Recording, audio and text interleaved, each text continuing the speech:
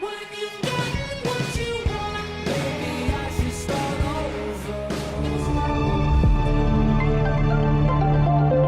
everyone, hello. Hello.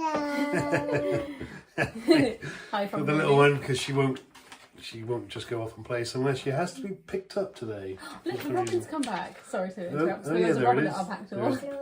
it is. Yeah, the little birdie, can you see it? Yeah. You see the birdie, yeah. Anyway, what's to do today? It's Friday.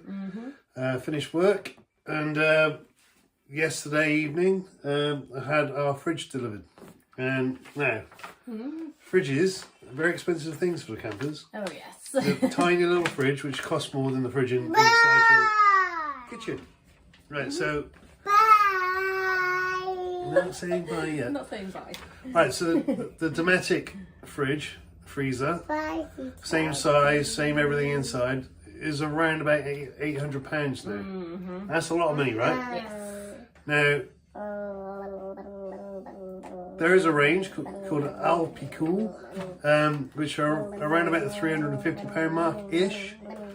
Now, there's lots of other makes are actually made by the same company. Exactly the same fridge. And they've all got LG compressors. So you'll see it all over eBay. Bye. This one was actually marketed as an Apicool Adventura fridge. 45 litre. Right? But when you actually get the box, it says 50 litres. It does, yes. So I did wonder, is that 45 litres for the fridge and then 5 litres for the freezer? Maybe. Who knows? Maybe. The good thing about it is you can either have it as a full fridge or a full freezer, or a fridge with a little freezer compartment at the top. You can take it out, which is really, really cool. But the reason why I went for this one, not only because it was £319.95, but they also had a little voucher deal on there as well. So it came up just literally like £305. But it's for the fact that the front door was a brushed black effect. And some of the others I saw, which were like gloss black plastic, you can have fingerprints over. We've got a little child, as you see, is a nightmare. There's going to be fingerprints all over the place. Where the brushed effect actually looks really nice. Now, let me just pick it up quickly. There you go. Look at that, lovely. It's got Adventura right across there. Where the Apicool ones have got Apicool right across there. So it's really, really nice. Lockable front. You lift that, which has got the little mechanism on the top, which opens it. And there you go. Now this has got the freezer, which that will pull out. And there's a light here, which lights the freezer or the fridge, depending on what you've got open. Salad drawer at the bottom and everything like that. It's really, really cool. And the seal, a really good seal as well. Really, really, really nice. And on the back, you got the LG compressor. We did have a sticker on the front, but we got rid of the stickers as soon as we opened it. We hate stickers and There's stuff. that. But one thing I want to bring your attention to. Now, where's my... If you look at the user manual. Okay, so looking in the user manual. Yes, I do read the user manual. Now, it does tell you to wire up the fridge. Okay, so on page 3, it stipulates if you're less than 6 meters to use 12 gauge wire. If you're between 6 and 11 meters, you use 10 gauge. Because you need the extra thickness of the wire so you don't get voltage drop. So it doesn't say anything about less than that, right? It does say to use a 15 amp fuse. And what comes supplied is a 15 amp fuse in there and 16 gauge wire, which is lower than what they're saying, right? Now this isn't long enough to actually reach where you need to get to the battery, even though it's quite close, because you need enough length to be able to pull this out and push it back home, right? So you need that much anyway. That leaves you It might just be enough. Might be. But do you want to risk it? it's the wrong gauge wire than what they're stating. Now, I've been looking at it and 16 gauge should be okay. But if you need to extend these any further, then you need to increase the wire gauge. And not from the end. You need to do it right from the source, which is right here. Okay, so here, it's a normal spade, female spade tag, ring tag, but it's got 2 wires going into it. So it has a direct feed going off somewhere, I don't know where. But what I'd do is cut that off completely, get your new wire, strip it together with this one, put a new crimp on it, and then put it directly to the back terminal there of the transformer. Don't chop the wire and put a chop block on it or something like that. You're adding in places where it can fail, where you can have problems later on from vibration or whatever. Do it straight from the source, right? And don't just extend the wire a little bit, because it's not good. So I've got some wire as backup. Is that this over here? It is, yeah. All of this? Yeah. So like I said, I've got 14 gauge and 12 gauge, depending on what I think I want to go to, because obviously it says 12 gauge, so I should be using this. Now, if I for that side, sorry.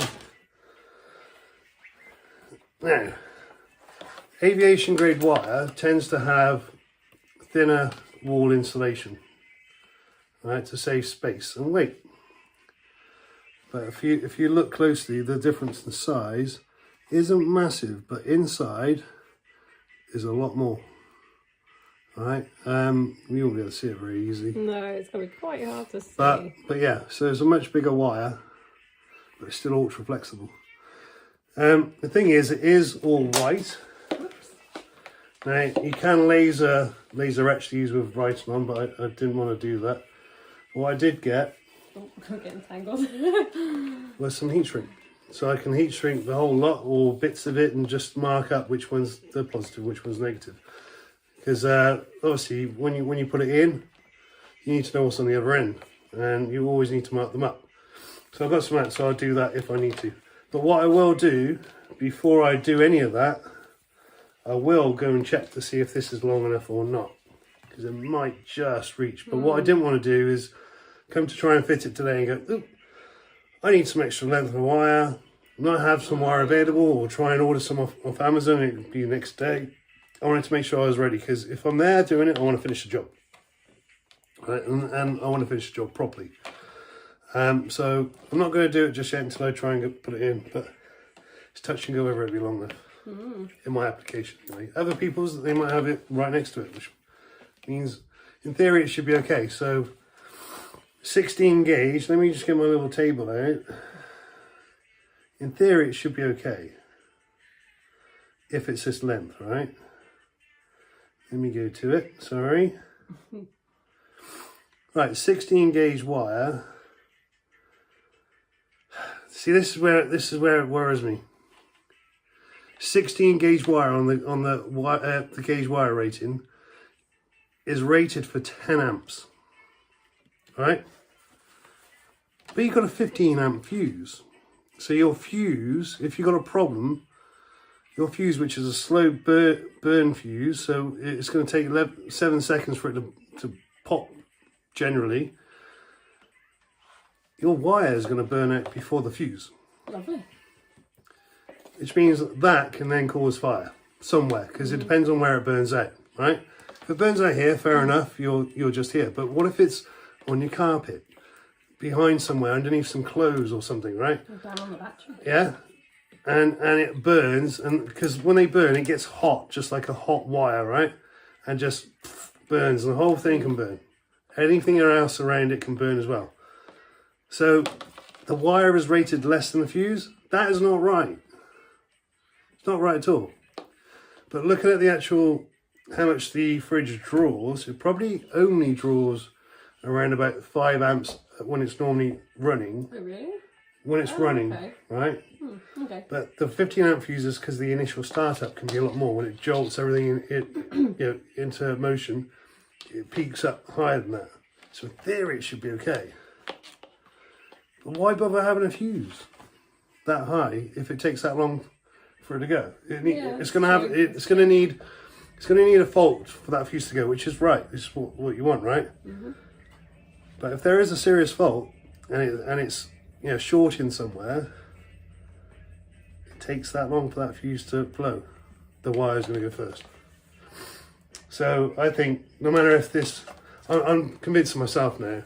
Even if this does reach, I'm not going to use it. No. I'm going to change it for the 12 gauge. Thank you very much. For this. One of them anyway. Right, 12 gauge, and I'm going to do it, and I'm going to do it now. So you'll be able to see what I have to do. Okay, so it's quite easy to buy some decent ring tag crimpers. I bought mine a little set from Amazon. No, I didn't steal any from work. It comes with a little pot of different assortments of sizes. Now, I'm going to use 14 gauge because 14 gauge is good enough for 20 amps. Did I say it's 20 amps? Let me just check. Yeah, 20 amps, where 12 gauge is good for 30 amps. So 20 amps is more than enough. Right, the tricky bit with this is making sure that both go in to the crimp. Okay, so you don't want to wrap it around each other because you're making it bigger than what it is. But you need to a little bit to get it in. Just need my little torch on here. And what gauge wire? So this is 14 gauge. I'm actually going into a 14 gauge maximum ring tag. Well, ring tag, a spade terminal. So that's why it's tight, right? 14 gauge, but that other little wire, that little grey wire, is really small. So if I go up to the yellow one, it won't be big enough and it will fall out. Right, so that's in there, pushed all the way home.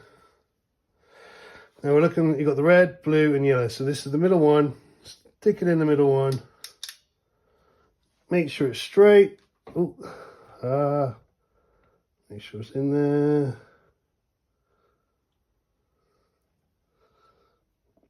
Right.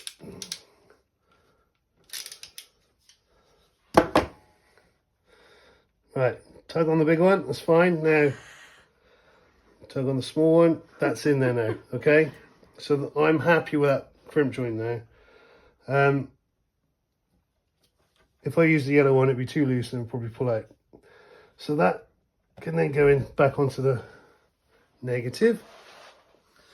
But I need to mark this wire now. So if you give me a second, I need to untangle this. I'll be back in a moment. Yep. That's what I'm doing, is just cutting a length of black heat shrink.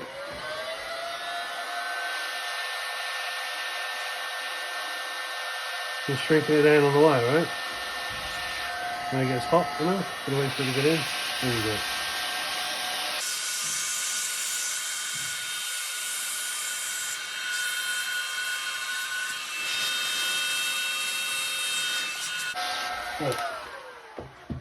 So that's going to denote that's a negative wire, even though it goes into negative there. But I will put a section of these coming down, going all the way down, because I don't want to cover the whole thing, because it's going to make it rigid. But I especially want the other end done, right? Mm-hmm. I want it going down the length. So now I'm going to do the same with the positive. So I'm going to pull that one out and repeat with that. Remember, I'm taking away the fuse. The fuse is going to be on my own fuse box in the back of the, well, in the garage area, as they call it, where I house the battery and everything. So it'll be on the fuse panel there. So it's basically a repeat of what I've just done, but with the positive.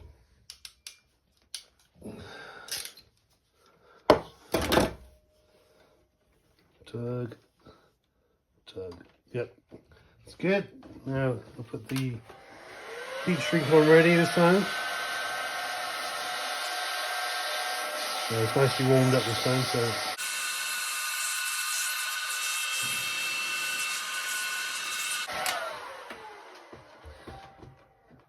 and the other reason why I'm marking these up, not just for my benefit, but for when we eventually sell. And whoever buys it off me, I want to make sure they can follow my work, right? Mm-hmm. They're not going, what the hell's this? What the hell's that? Exactly. We've basically got video proof of how everything's been done, which is Not too worried about that so much, but it's nice though to know what's been done. definitely. Right, that's on there, so that's nicely on there. Okay, there you go. So no joining the wires and twisting them together, putting them in a chop block. It doesn't take much to do it right, okay? Mm-hmm. So, that's good. Now, it looks like the black one's a little bit bigger than the red one. So it hasn't shrunk down all the way. Or onto small enough for wire. That's fine. Doesn't have to grip. No, that's fine. But the red one grips. Right, so I'm just going to put some more going down the length of it. Yep. That's what she said and all that. Because I've got 2 long lengths and Helen's going to help me. Oh yes, I am. Right. So what I'm doing now, I'm just using some of this auto electrician's tape, you know, kind of the webbed stuff, like lumen tape, just cutting off about an inch at a time, roughly, and just joining the 2 together basically. Let's see where the next one's going to be here. Yeah, I just want to keep the wires together rather than going in their own separate directions. Mm-hmm. And make my own little loom.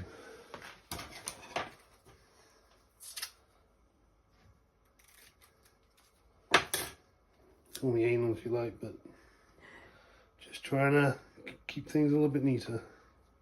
You do like things neat and tidy though, don't we? I can't stand having wires and bits and bobs just hanging around all over the place. It's so messy. Yeah, it's killing me what it's like in there at the moment because I haven't tidied it up. I've been putting stuff in, but I don't want to cable tie everything up just yet because I haven't got everything in yet. But I'm kind of doing it so it's a certain way, so when I'm finished I'll be able to tie it all up and it will be neat and finished. But at the moment it's a little bit messy. I hate it, so I want to get it finished. But it started raining outside, which isn't good. So typical, isn't it? Mm-hmm. And I'm on a stag do tomorrow, all day, so that wipes out tomorrow, and hopefully won't wipe out Sunday, but you never know, because it's an all-dayer. Let's hope. Let's pray. Just have to behave. Yes.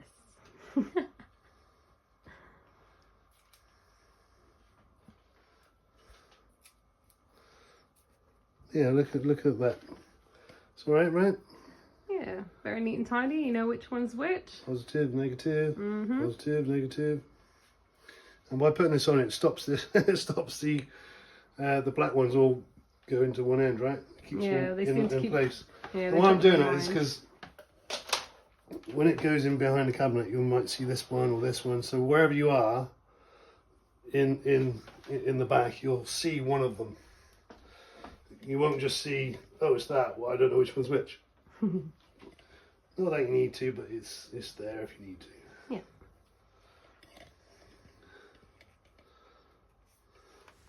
Right, so I'm going to see if this fits at the bottom. If you look at the back, there's a cross member coming across. Yep. Don't know if you can see. Just about. At the back of this, if you want to show them what I've shown you, there's this little bit at the back here. There you are. Yep. So we'll see where it gets to. Otherwise, I'm going to have to drill the wire, please. Drill a hole. But I just need to get this wire to the back. Feels really claustrophobic in here because of the bad weather and it's all being in here and not having everything. So I can feel my back going already. Lovely. Be old. Right. So I'm just going to feed that wire around here for now. Alright. So what I want to make sure I have is enough wire what I don't want to do is put it all the way in and pull the wire tight, so then you can't pull the fridge out. There's a problem with that unwiring, right? Yep. So I want to make sure that's as much as I take. So in here, I know that needs to be around about here, the first thing I see. Right, so unfortunately, you got to plan for when things go wrong. Yep. Because when things go wrong, you want to make it easy on yourself. Right. Sorry, babe, I need to go there. Okay. See. How tight this is. Oh. Looking at that when it was on the floor, it looked like it was way too wide to go in. I was looking at the gap thinking, Jesus, that is not going to fit. It does. It does. Obviously, we did check the measurements and stuff beforehand, but looking at it visually, it just didn't look like it was going to go in there. Right, so I'm just going to be careful here. Because that can get caught on the front.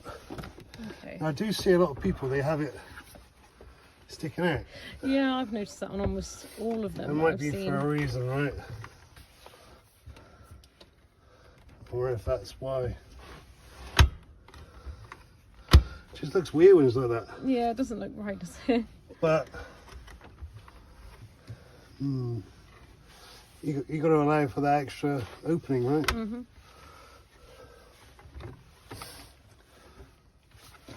Now there are points on the inside of this, and here to the other side. These are caps. So you actually take those out, and you have to drill a hole through the side of the fridge so you can screw it into the woodwork. Don't want to do that until I'm perfectly happy with where it needs to be. It just makes sense that it's there. It just looks weird that it's out there and not. Yeah, it does. Yeah, this wasn't out with it, you know. Mm-hmm. I had a recess. That would have been nice. Right, so now I'm just going to run the wires to the back. I will take this down or tidy it up when I'm done. But at the moment, I just got to get this to the back. And before I screw it in, I want to make sure it's wired up and then put on to test it. Sure, you tested it before I went this far, right? There you go. Right. Captain Hindsight.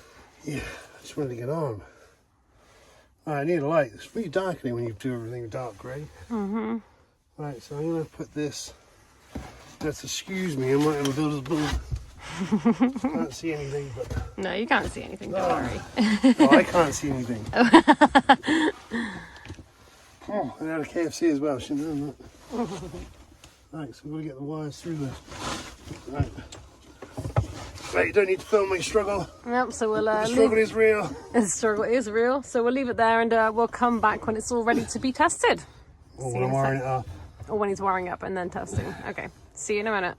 At the ends, I've got one ring tag on the one and a female spade on the other. So the ring tag is going to my little buzz bar, negative buzz bar at the top. You have to bear with me for a sec because it's really difficult to get in. And,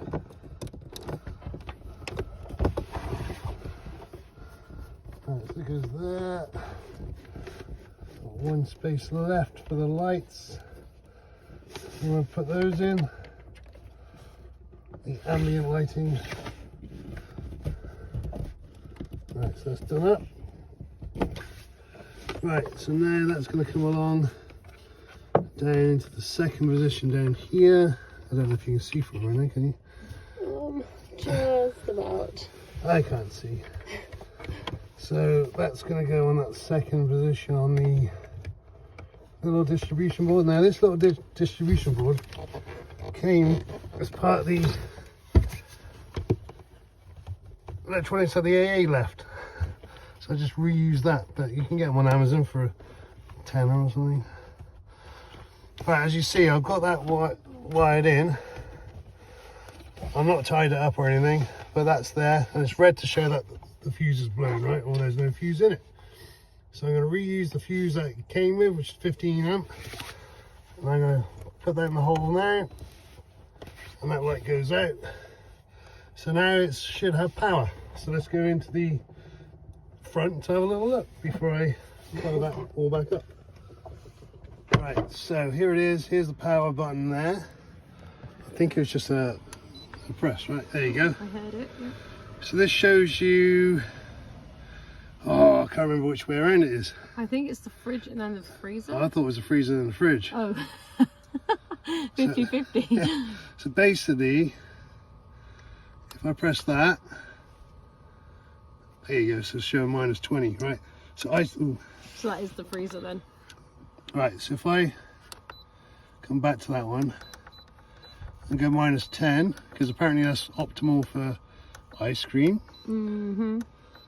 Oh, will it go 10? I think it goes -12. Oh, that's Okay. Fine. Why is it saying about -10 then? Yeah. And then for beer, I'm going to put that on 5. Okay, then when it stops flashing, it tells you what it actually is now. I can hear the compressor working. Mm-hmm. The light's on. Then you got the light that goes inside there, look. So this is the first proper look at the fridge open. As you can see, the freezer's quite small, but that's to be expected, but it's fine for like little ice creams. Well, we're thinking like chalk ices, like from, yeah, they're like the little blocks with no sticks and things like that. So they're going to be really like Stackable, yeah, easily stackable and space kind. Mm-hmm. And also freezer blocks for and stuff like that for putting in the cooler when you're going out to the beach, Exactly. or might overflow for my beer. Which is the more likely case. Because when I started trying to see how many beers was put in here yesterday, Helen was like, "We do have to put food in there as well, you know." And I was Yeah, I do want to eat when we go away. like, "I bought the fridge. It's a beer fridge." No, it's going to have some milk in there for tea. And for Ruby. Yeah. And obviously meat and stuff like that. But so I was thinking I could probably fit 4 cans across the bottom there. Yeah.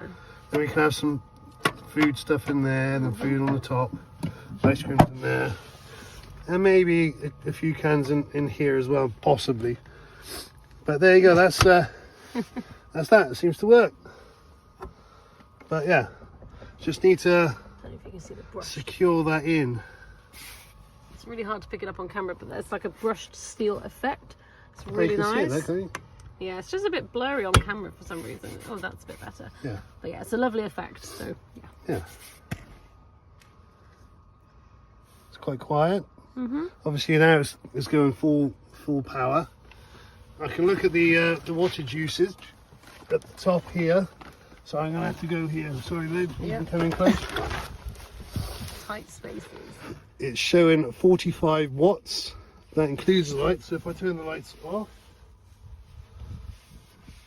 there you go. 38.9 watts of usage it's using, which is pretty damn decent. And that's at full power. Yeah, that's good. And with the leisure battery, it's still showing that's 94 hours worth of usage at the current kind of rate of being used. But obviously, once that gets down to temperature, it's going to cut in and out when it needs to. So that'll go straight back up again. So we could basically run that fridge for ages. You know, that's saying 4 days basically Nice. at full tilt. But it's not. It's never going to be full tilt. So, you know, easily for a long weekend. That's without the solar recharging it. But I got a feeling when I did a calculation with the actual real power consumption, I think you could actually run this for like almost 2 weeks. Oh wow. On that power, on that 280 amp hour battery. It's somewhere around there anyway. But obviously we're going to be using it for other things, lights, charging up our phone and drone and got the inverter for the hairdryer and stuff like that for you, and the straighteners for you, and obviously the diesel heater. It's all going to take power, but that's why I've got the 200 watts of solar on the top. But yeah, that's I'm pretty happy with that. 40 watts is less than that. I actually thought it was supposed to be 60 watts, so that's actually less than what it states. Oh, okay, that's good. Cool. Right, leave it going. I want to see what it's like when it's cold. Yep. So yeah, we'll come back later when it's a bit colder, let you know how it's doing, and then yeah, I think that'll be wrapping it up. Yep. Easily. But in the meanwhile, I'm gonna wire in my inverter. Never stops. Never stops. Never ever. Right, so it's almost down to temperature. We've got 5 degrees there in the fridge and -8 in the freezer, so still dropping. Just want to look at how many watts is actually drawing. At the moment it says 10.7, but that's with the lights on. So if I turn that off, do you want to go up there? It's the bottom right hand reading. That is 2.97, 2.87. Okay, there you go. It's hardly anything, right? No, nothing at all. No, it doesn't ever go down to 0 anyway, so there's other things taking a little bit, like the battery charger's taking a little bit. So it's probably only taking about 2 watts of energy at the moment. So that's really efficient, and it's quiet as anything now. Yeah, I can't hear anything. There's nothing at all, apart from the next door neighbour taking in his bins. But there you go. Sorry. But I've been out here, and there was no noise at all. I thought it had turned off. So it's really decent. Yeah. Oh, okay, good look at the light now. It's actually quite decent. Yeah, it's cold. Nice. Perfect for when we go away for the races in March. That'd be the first thing that I think we go away for in this van this year. Yeah, that's only in 4 weeks, 3-4 weeks time. Yeah. I need to get this all ready, or at least usable. So next job for me would be screwing that in, but you don't need to watch that. It's just a quick review on that. This fridge in particular. I really like the branding on there. I actually prefer that to the Alpicool, because that's kind of like almost like a childish writing up there. That's a real nice sort of engineering font. I really like that. Yeah, I like that too. Sorry, it's really hard to see in this low light. It's crap. Yeah, sorry, it's getting darker out here. Yeah, it is. And it's dull, it's rainy. Yeah. Right, well, that's that. Now I've wired up the inverter. I just want to, test that with your hairdryer. Anyway, bye guys. See you later.